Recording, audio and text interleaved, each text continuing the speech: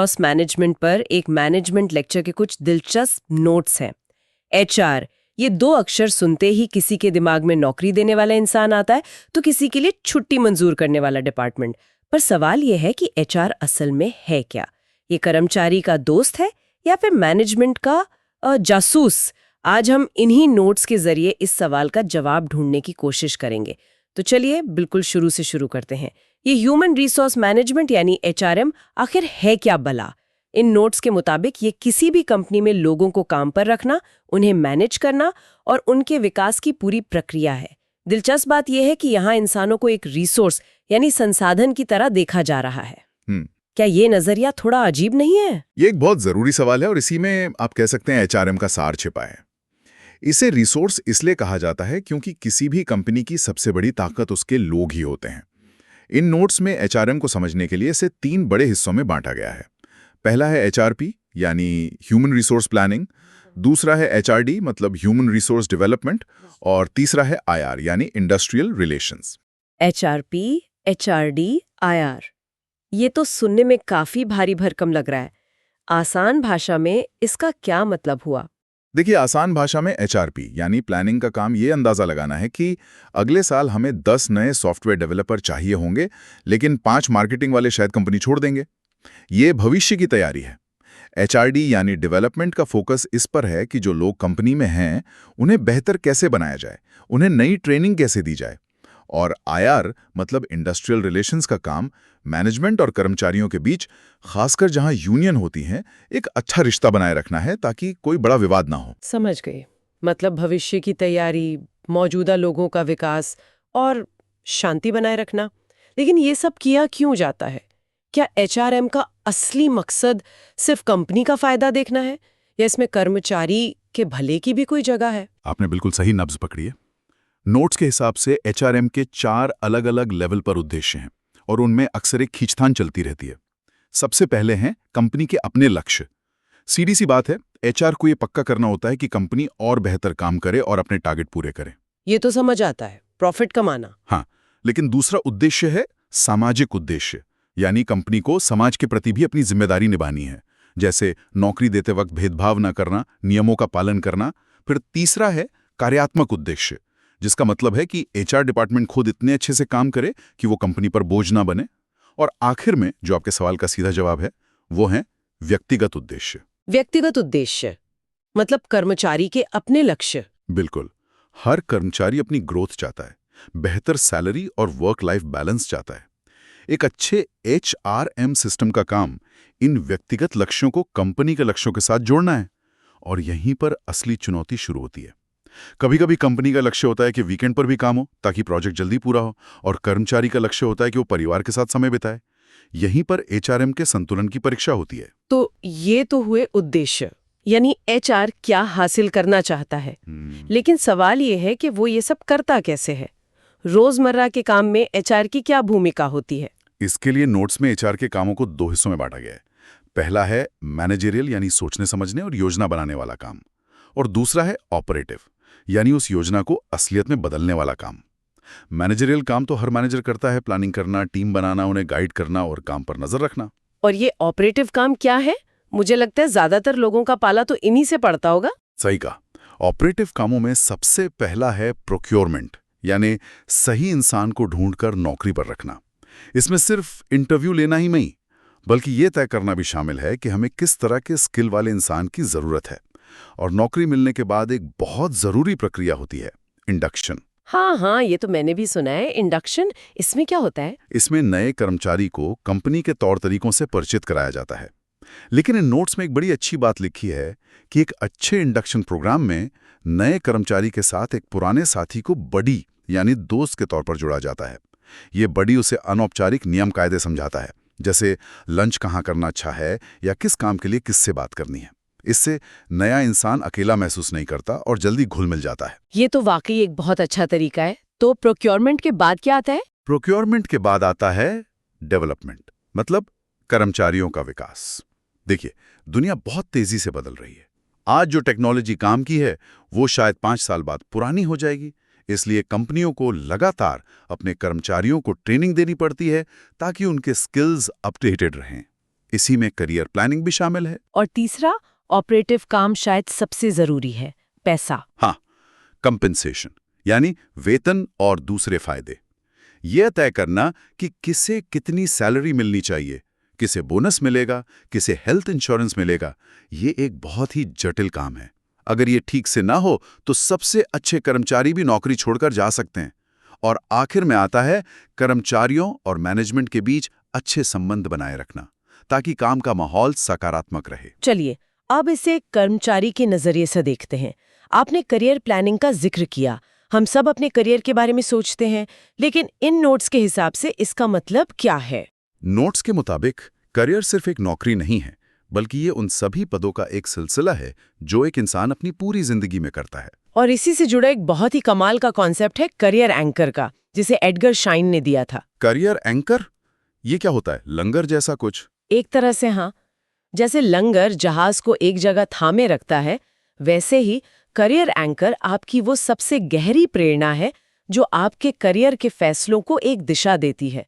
यह आपकी काबिलियत, आपकी वैल्यूज और आपकी इच्छाओं का एक मिश्रण है। ये वो चीज है जिसे आप अपने करियर में किसी भी कीमत पर छोड़ना नहीं चाहेंगे। ये तो बहुत दिलचस्प है। तो इसका मतलब हर किसी की प्रेरणा अलग होती है। इन नोट्स में क्या इसके कुछ प्रकार भी बताए गए हैं? हाँ, और वो बहुत दिलचस्प हैं। नोट्स में 8 तरह के करियर एंकर बताए गए हैं।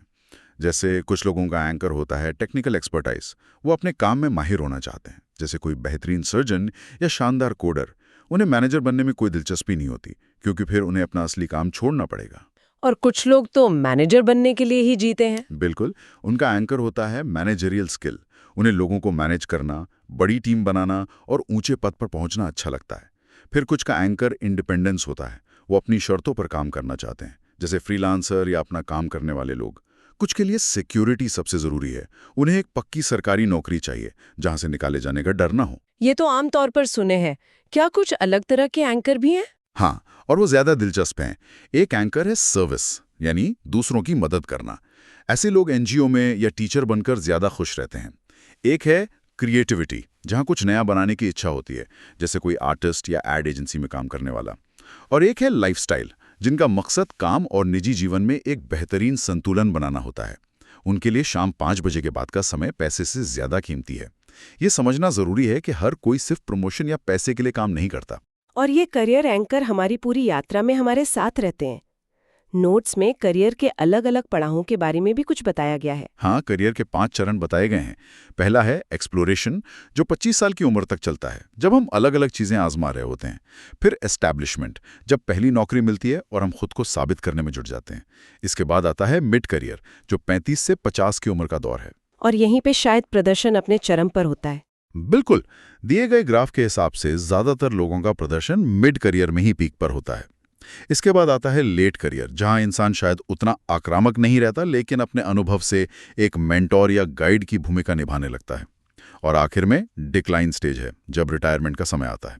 ठीक है, तो जब कोई अपनी करियर में आगे बढ़ रहा है, तो कंपनी ये कैसे तय करती है कि वो अच्छा काम कर रहा है या नहीं?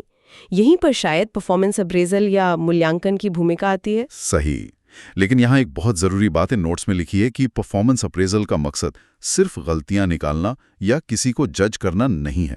इसका असली उद्देश्य ये समझना है कि कर्मचारी की ताकत क्या है, उसे कहाँ सुधार की जरूरत है और कंपनी उसके विकास में कैसे मदद कर सकती है।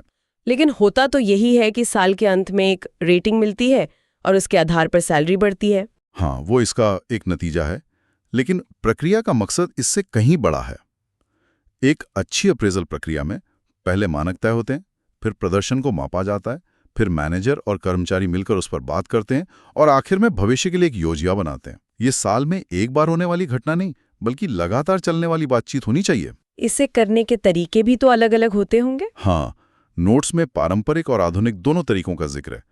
एक बहुत ही विवादास्पद पारंपरिक तरीका है फोर्स्ड डिस्ट्रीब्यूशन, या जिसे बेल कर्व भी कहते हैं। अरे हाँ, ये तो मैंने सुना है। इसमें क्या होता है? इसमें मैनेजमेंट पहले ही तय कर लेता है कि 10% लोग ही टॉप परफॉर्मर होंगे, 70% एवरेज होंगे और 20% लो परफॉर्मर होंगे, चाहे पूरी टीम ने ही बेहतरीन काम क्यों ना किया हो। इससे कई बार अच्छे कर्मचारियों का भी मनोबल टूटता है कि जब कोटा ही 10% का है तो हम क्यों ज्यादा मेहनत करें। इसीलिए आजकल कई कंपनियां से छोड़ रही हैं। तो फिर आधुनिक तरीका क्या है? आधुनिक तरीकों में सबसे लोकप्रिय है 360 डिग्री फीडबैक। इसमें सिर्फ आपका मैनेजर ही नहीं, बल्कि आपके साथ काम करने वाले, आपके अंडर काम करने वाले और कभी-कभी आपके ग्राहक भी आपको फीडबैक देते हैं। इससे आपके काम की पूरी तस्वीर उभर कर सामने आती है, सिर्फ एक व्यक्ति के नजरिए से नहीं। ये तो काफी निष्पक्ष लगता है, लेकिन यहाँ एक बड़ा सवाल उठता है, क्या ये मूल्यांकन कभी पूरी तरह से निष्पक्ष हो सकते हैं? आखिरकार करने वाला तो इंसान ही है। और यही इस पूरी प्रक्रिया की सबसे बड़ी चुनौती है। स्रोत प्रदर्शन मूल्यांकन में होने वाली कुछ आम गलतियों या पूर्वाग्रहों पर भी प्रकाश डालते हैं, जो बहुत दिलचस्प हैं। हाँ, बताइए। मुझे लगता है ये हर किसी के काम की बात है। सबसे आम है हेलो इफेक्ट। इसमें मैनेजर किसी कर्मचारी के एक अच्छे गुण से इतना प्रभावित हो जाता है कि उसे बाकी सब कामों में भी अच्छा मान लेता है। मान लीजिए कोई कर्मचारी बहुत अच्छी अंग्रेजी बोलता है, तो मैनेजर को लगता है कि वो काम भी अच्छा ही करता होगा, भले ही ऐसा ना हो। यानी वो कर्मचारी जो मैनेजर के साथ लंच पर जाता है और क्रिकेट की बातें करता है, उसे बाकी चीजों में भी अच्छा मान लिया जाता है। ये तो हर ऑफिस में होता है। और इसका उल्टा भी होता होगा। बिल्कुल, उसे कहते हैं हॉर्न इफेक्ट, जहां किसी एक बुरी आदत, जैसे रोज 10 मिनट लेट आना, की वजह से मैनेजर उसके अच्छे काम को भी नजरअंदाज कर देता है। एक और बड़ी आम गलती है रीसेंट इफेक्ट। इसका मतलब है कि हाल में किया गया काम ज्यादा याद रहता है। एकदम सही। कर्मचारी ने पूरे साल चाहे जितनी मेहनत की हो, लेकिन अगर अप्रेजल से ठीक पहले उसने कोई बड़ी गलती कर दी, तो मैनेजर के दिमाग में वही रह जाती है। या इसका उल्टा, पूरे साल काम नहीं किया, लेकिन आखिरी के 1 महीने में खूब मेहनत दिखा दी, तो रेटिंग अच्छी मिल जाती है। इन पूर्वाग्रहों की लिस्ट तो काफी लंबी लगती है। हाँ, 2 और हैं जो काफी आम हैं। एक है प्राइमरी इफेक्ट, यानी first impression is the last impression. अगर किसी ने नौकरी के शुरुआती 6 महीनों में अच्छा काम कर लिया, तो मैनेजर के दिमाग में उसकी एक अच्छी छवि बन जाती है, जो सालों तक नहीं बदलती। और एक है स्पिल ओवर इफेक्ट, जहां पिछले साल की परफॉर्मेंस का असर इस साल के मूल्यांकन पर पड़ता है। अगर कोई पिछले साल स्टार परफॉर्मर था, तो इस साल भी उसे अच्छा ही मान लिया जाता है, भले ही इस साल उसका काम औसत रहा हो। तो इन सब का क्या मतलब है? हमने एचआरएम की परिभाषा से शुरुआत की, उसके अलग अलग उद्देश्यों और उनमें छिपी खींचतान को समझा, और फिर देखा कि ये कैसे एक कर्मचारी के करियर और उसके मूल्यांकन को आकार देता है। ये साफ है कि ये सिर्फ कागजी कार्यवाही नहीं, बल्कि एक बहुत ही जटिल सिस्टम है। बनाने की एक लगातार चलने वाली कोशिश है। एक तरफ कंपनी को प्रॉफिट चाहिए, तो दूसरी तरफ कर्मचारी को ग्रोथ, सम्मान और अपने काम में एक मकसद चाहिए होता है। असली चुनौती इसी संतुलन को खोजने और बनाए रखने में है। ये स्रोत हमें एक जरूरी सवाल के साथ छोड़ जाते हैं। जब किसी के काम को आंकने में हेलो इफेक्ट और रीसेंट इफेक्ट जैसे इतने सारे मानवीय पूर्वाग्रह शामिल हो सकते हैं, तो ये सोचना लाजमी है कि किसी के करियर की सफलता असल में कितनी उसके काम पर निर्भर करती है और कितनी दूसरों की व्यक्तिगत धारणाओं पर। ये एक ऐसा सवाल है जिस पर हम सभी को अपने काम की जगह पर सोचना चाहिए।